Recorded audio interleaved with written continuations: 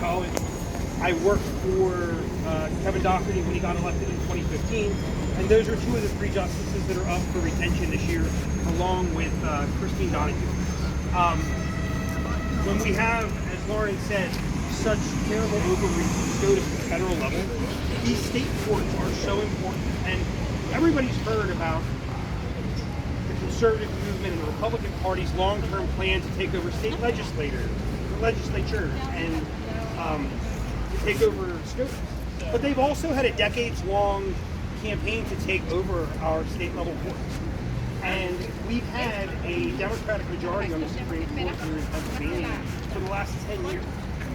And that is what is at stake, because for anybody who doesn't know, every 10 years, like after they're initially elected, judges have to run for retention. Well, normally, the Supreme Court justices, when they run, they're at the top of the ballot. But for retention, they're at the bottom of the ballot. And in a municipal year like this, where you have a lot of local candidates on, they're probably on the back of the ballot at the very bottom. So we have to raise awareness, because the Republicans are putting together an effort to vote no on retention. And that would be an extraordinary thing. In the history of Pennsylvania, only one Supreme Court justice has ever not been retained. So we need to stand up, because they are coming for, and there is a somewhat famous Republican operative named Scott Presler, who is registering Republicans across the state. There are billionaires putting money into this on their side, and Defend Our Courts was formed to fight all of that. So we are a grassroots organization. We are grassroots funded. In a few short months, we've raised over $1 million, and that is online from small dollar donors. Our average contribution size is about $24. So we're out here, we're trying to make noise, we're trying to let everybody know that they need to turn out on November 4th, and when they fill out their mail-in ballot, they need to go all the way to the bottom, flip it over, go all the way to the end, and vote yes on retention, because these justices matter. When it comes to voting rights, when it comes to fair districts, when it comes to the right to choose, they will be the deciders. And if we lose this court, it could be dark days here in Pennsylvania, and we all know that Pennsylvania is the quintessential swing state. So if we lose Pennsylvania, we could lose the country for a very long time. So thank you to everybody for coming out. With that, I am going to give it over to Ed.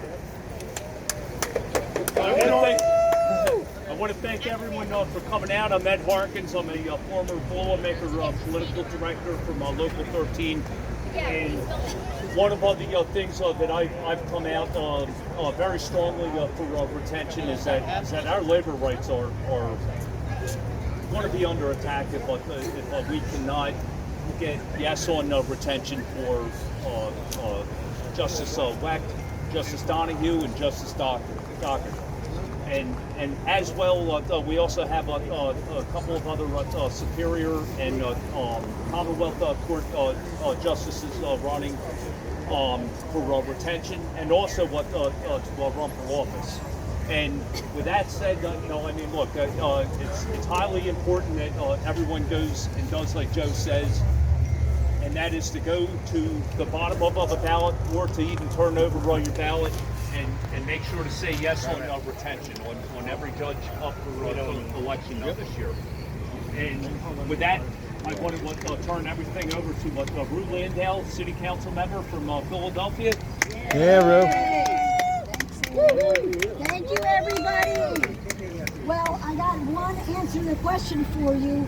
We know who brought the rain. We know it was Justice Amy Coney Barrett who brought the rain, who's bringing the rain, but she's bringing the bad decisions. And we are here because we are living in dangerous times. We are living in very dangerous times where our U.S. Supreme Court is sanctioning